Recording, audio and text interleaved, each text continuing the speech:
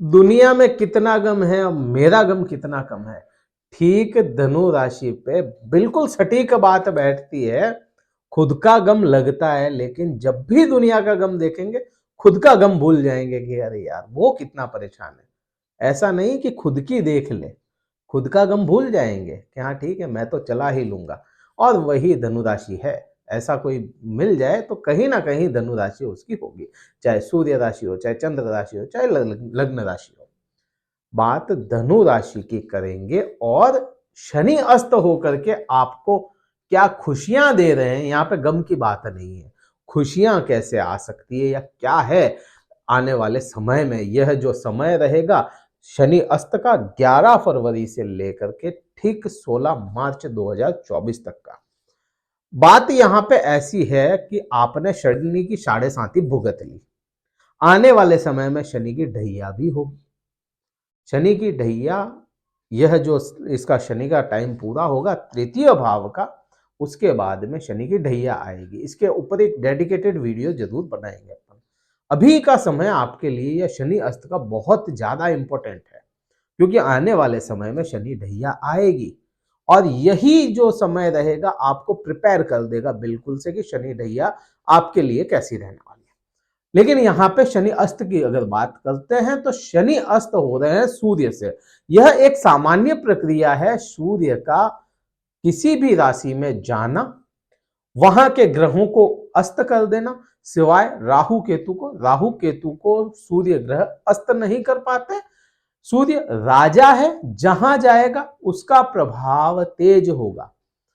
इसको अस्त को ऐसे समझ सकते हैं कि एक कोई बड़ी लाइट है, उसके पास बड़ी लाइट है, घूमती रहती है वह लाइट, और एक छोटी छोटी लाइट है, 0 वाट के बल्ब हैं, और एक मरकरी घूम रही है। जैसे ही कोई बड़ी मरकरी छोटे बल्ब के पास में जाएगी तो वहां पे उसका प्रकाश खत्म कर देती है, क्योंकि उसका प्रकाश तो होता है, वो वहीं पे रहती है, छुप जाती है वो लाइट। अब वो दिखेगी नहीं, उसका प्रकाश नहीं आएगा, तो आप पे प्रभाव भी कम या ज्यादा कर देते हैं। अब शनि देव को समझो कि शनि देव आपके लिए क्या है, धनु राशि वाले जातकों के लिए। शनि देव धनु राशि वाले जातकों के लिए समग्र हो जाते हैं। शनि देव आपके लिए मारक नहीं है, शनि देव आपके लिए योग कारक नहीं है, ना मित्र है ना शत्रु है। समग्रह है, जैसे के साथ जैसा ही व्यवहार करने वाले ग्रह हैं। अब शनि देव आपके द्वितीय और तृतीय भाव के स्वामी हो जाते हैं। शनिदेव कहां कहां इफेक्ट लेकर के आएंगे सूर्य से अस्त होने के बाद में? यह इफेक्ट आएंगे आपके ऊपर एक तो द्वितीय भाव पे। तृतीय भाव में तो ये बैठे हैं, तीसरे भाव में पराक्रम भाव में बैठे हैं, लेकिन दूसरे भाव पे भी इफेक्ट इसका आएगा। वो कम कैसे होगा इसमें बात करेंगे आगे। अगला प्रभाव और कहां आएगा? जहां दृष्टियां होंगी शनिदेव की। शनिदेव की आप सभी को पता है, जो मेरे पुराने मित्र हैं वो सभी को पता है कि शनिदेव की दृष्टियां कौन सी है। नए जो जुड़ रहे हैं उनके लिए बता देते हैं, तीसरी दृष्टि, सातवीं दृष्टि और 10वीं दृष्टि यह शनिदेव को मिलती है। जिसमें तीसरी दृष्टि और 10वीं दृष्टि, यह दो दृष्टियां स्पेशल केवल शनि देव को ही मिली, किसी दूसरे ग्रह को नहीं मिली। सबसे नजदीक की दृष्टि शनि को मिली और सबसे दूर की दृष्टि शनि को मिली, तीसरी और 10वीं। अब आप पे प्रभाव क्या आएगा? देखिए, पराक्रम भाव में शनिदेव अस्त हो रहे हैं। पराक्रम भाव में, तीसरे भाव में शनिदेव का प्रभाव अच्छा माना जाता है। ठीक है, अब यहां पे अस्त हो रहे हैं तो क्या पराक्रम में कमी करेंगे? क्या आपकी सोशल लाइफ को खराब करेंगे? ऐसा मुझे नहीं लगता, क्योंकि यहां पे सूर्य आ रहे हैं। अब 13 तारीख को सूर्य देव आएंगे, 11 को शनिदेव को अस्त कर देंगे, तो 13 तारीख से ही यहां पे केवल 2 दिन शनिदेव अस्त का प्रभाव आप पे आएगा। 13 तारीख से ही, 13 तारीख का सूर्योदय आपके लिए एक नई ऊर्जा लेकर के आएगा। कैसे? कि सूर्य आपके भाग्य भाव, 9वें भाव के स्वामी होते हैं। 9th हाउस के लॉर्ड बिल्कुल सामने बैठे हैं। यहां तीसरे भाव में कॉन्फ्लिक्ट होगा सूर्य और शनि का, पिता पुत्र का कॉन्फ्लिक्ट होगा, झगड़ा कह सकते हो या वाद विवाद है। लेकिन यहां पे सूर्य की दृष्टि सीधी आपके 9वें भाव भाग्य भाव पे, जो खुद सूर्य को मिला। तो यहां सूर्य आपके भाग्येश हैं। भाग्य भाव का स्वामी जिस हाउस में जाएगा, जिस भी हाउस में जाएगा, ग्रहण ना लगे सूर्य को, बस जिस हाउस में जाएगा उसके प्रभाव बढ़ा देगा, भाग्य को जोड़ देगा, वहां पे साथ बढ़ा देगा। अब पराक्रम भाव में आया तो पराक्रम को ऑटोमेटिक शनि चाहे अस्त हो चाहे ना हो, उससे कोई लेना देना नहीं। बात वही है कि सूर्य का प्रभाव आप पे तेज होगा और आपके पराक्रम को, आपकी सोशल लाइफ को, आपके रोजमर्रा के इनकम को बढ़ाने की कोशिश करेगा। ये तो हो गया तीसरे भाव का प्रभाव। अब क्योंकि ऊर्जा का कारक है और भाग्य का कारक है सूर्य, वह आपके यहां पे आ रहा है अधिक मेहनत वाले हाउस में। अब शनि को अपन क्या मानते हैं? कर्म। शनि देव कर्मशील ग्रह माने गए हैं, यह तो बिल्कुल सच्चाई है। सूर्य क्या है? सूर्य है राजा। अब कोई राजा कहीं पे बैठ गया तो राजा काम नहीं करता, राजा राज करता है। अधिक मेहनत भी इसी भाव से देखी जाती है। आपकी जीवन की बहुत अधिक मेहनत, आपके जीवन का संघर्ष यहीं से देखा जा सकता है, तीसरे भाव से। तो तीसरे भाव में राजा आ गया तो यह राजा जैसी जीवन लाएगा, संघर्ष बड़े नहीं होने देगा। जो जो आपके संघर्ष चल रहे थे उनको कम कर देगा। यह 1 महीना लगभग समय रहेगा आपके पास में, 1 महीना, जब तक सूर्य नहीं बदल जाता है। शनि अस्त है वो तो ठीक है, लेकिन जब तक सूर्य यहां से निकल नहीं जाते तब तक तो आपको पूर्ण रूप से यहां पे संघर्षों को कम कर देगा। ये प्रभाव पहला और बड़ा प्रभाव है, इंपैक्ट इसके बड़े हैं, अच्छे बुरे बात होती है। अब शनि देव की दृष्टि जहां जा रही है वहां क्या बुरा कर सकते हैं? वहां पे भी आप देखोगे इस बार बड़ा योग अच्छा बना है।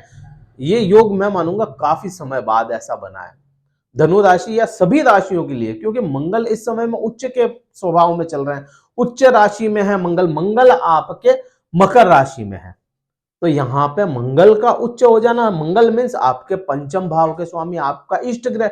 इष्ट ग्रह मजबूत अवस्था में द्वितीय भाव में बैठा है, उसी की दृष्टि आपके मंगल की, जहां शनि की दृष्टि है वहीं पे मंगल की भी दृष्टि आ रही है। अब शनि को तो अस्त कर दिया तो शनि का यहां से प्रभाव हो गया कम, और यहीं पे आपके राशि स्वामी गुरुदेव बैठे हैं। तो गुरु का, मंगल का उच्च का हो जाना, गुरु का अच्छी पोजीशन में चले जाना, यहां आपको सबसे अच्छा प्रभाव लाएगा प्रेम संबंधों में। प्रेम संबंध आपके अच्छे करवाएगा ये, यहां संतान सुख से संबंध अच्छे करवाएगा। ज्ञान की शिक्षा, जो ज्ञान ले रहे हैं, ज्ञान की शिक्षा नहीं, ज्ञान और शिक्षा, ज्ञान बढ़ाता हुआ नजर आएगा, शिक्षा आपकी अच्छी करवाएगा। जो विद्यार्थी हैं उनके लिए, जो कोई कंपटीशन की तैयारी कर रहे हैं उनके लिए यह समय बड़ा अच्छा लाएगा, इच्छाओं की पूर्ति करवाएगा। यहां से जो आपके मन की इच्छाएं उनको पूर्ण रूप से पूर्ति करवाने के लिए अग्रसर करवा देगा।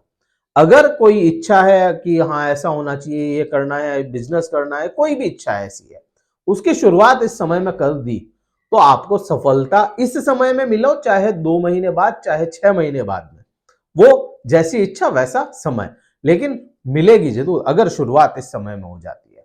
ये चीज आपके आएगी। अब बात करते हैं, ये तो तीसरी दृष्टि की बात हुई, बात करते हैं यहां पे सातवीं दृष्टि की। सातवीं दृष्टि देखोगे तो भाग्य भाव पे है, भाग्य भाव का स्वामी, यहां पे भी बड़ी अच्छी पोजीशन आई। भाग्य भाव का स्वामी जिससे खुद अस्तु है, भाग्य भाव का स्वामी खुद बैठा सामने आ जाएगा। यहां पे सूर्य यहां पे आने हैं। अब सूर्य यहां पे आने मीन्स भाग्य भाव की भी दृष्टि, स्वामी की दृष्टि आ गई, प्लस यहां पे खुद आपके राशि स्वामी, लग्न स्वामी बृहस्पति गुरुदेव की 5वीं दृष्टि यहां पे मिल गई। भाग्य का साथ मिलेगा यहां पे, भाग्य का साथ। जो आप, मैं कहूं जो लोग धनु राशि वाले सोचते हैं या अब तक जिनको भाग्य का साथ नहीं मिला, भाग्य का तो साथ मिलेगा। हो सकता है आपके कर्मों के मुताबिक, आपके लग्न चार्ट के मुताबिक थोड़ा कम ज्यादा हो सकता है, ये तो जनरल बात है धनु राशि के लिए। आपका चार्ट क्या बोलता है वो मुझे नहीं पता, लेकिन जनरल बात तो यही है कि धनु राशि के लिए समय बड़ा, परिस्थितियां अनुकूल है उनके लिए, तो यहां पे भाग्य का साथ मिलेगा। जिन लोगों के पिता से संबंध खराब थे उनके पिता से संबंध अच्छे होंगे और होते हुए चले जाएंगे। एक, अब यहां पे बात करते हैं 10वीं दृष्टि की, 10वीं दृष्टि बड़ी इंपॉर्टेंट है। 10वीं दृष्टि आपके द्वादश भाव पे गई, 12वां भाव।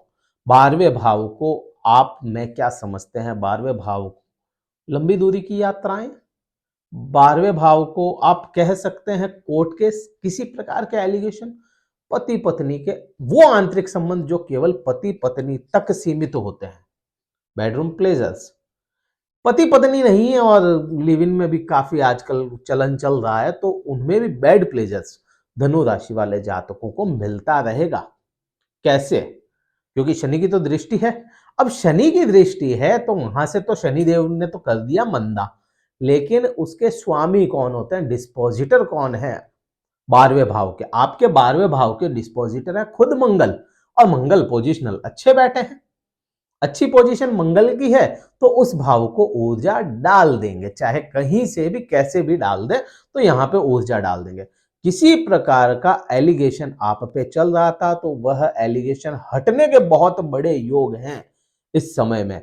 इस समय में आपको कोई कोर्ट केस चल रहा है, कोई भी तरह का आप पे इल्जाम लग गया, झूठे केसेस चल रहे थे, तो वो या तो हट जाएंगे, बिल्कुल खत्म कर दें। उन पे इंक्वायरी थी तो वो खत्म हो जाए इंक्वायरी। यहाँ पे कई चीजें हैं जो एलिगेशंस हटने के योग बनता है। पति पत्नी के संबंध बड़े प्यारे कर देंगे यहाँ से, तो वह भी हो जाता है। यहाँ से विदेश लंबी दूरी की यात्राएं मिल सकती है, किसी का वीजा अटक रहा है, अप्लाई करें, मिलेगा।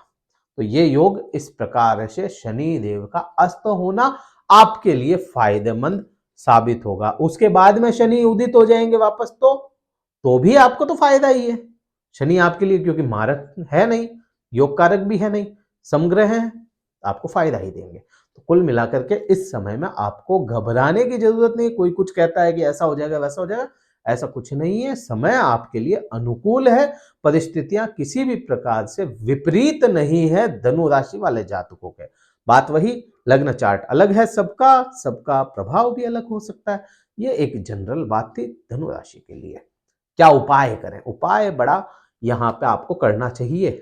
अगर आपको प्रभाव नहीं आता, लगता है मन कमजोर, मन बुझा बुझा रहता है, तो उपाय यहाँ पे मैं कहूंगा सूर्य की आराधना करें। दूसरा कोई उपाय करने की जरूरत नहीं। मंगल का कर सकते हैं, मंगल का साथ में करें, क्योंकि आपका पंचमेश है मंगल और वह उच्च अवस्था में, और बलवान करें उसको। सूर्य की आराधना करें। सूर्य की आराधना में आप गायत्री मंत्र का जाप कर सकते हैं। आप अपने पूर्वजों को ध्यान में रखते हुए पूर्वजों का, जो अगर इस धरती पर नहीं है, दिखते हुए नहीं है, तो भी आप अपने पूर्वजों का ध्यान करते हुए सूर्य को जल अर्पण करें, आपको बहुत बड़ा फायदा मिलेगा। और मैं कहूंगा कि ये जो उपाय है सूर्य को जल अर्पण करने वाला, यह रेगुलर करना चाहिए, चाहे शनि अस्त है या नहीं है, रेगुलर करना चाहिए। और इसका कोई विपरीत आप पे असर नहीं आएगा। चाहे सूर्य अच्छा है बुरा है, आप पे तो अच्छा प्रभाव लेकर के आएगा। हनुमान जी की आराधना में मैंने एक वीडियो बना दिया है कि मंगल का उच्च प्रभाव क्या होगा, वह देखेंगे, उसमें समझ में आ जाएगा। वीडियो कहीं अच्छा लगा हो लाइक कीजिएगा, शेयर कीजिएगा, सब्सक्राइब कीजिएगा। इस वीडियो में इतना ही था। जय हिंद, वंदे मातरम, भारत माता की जय।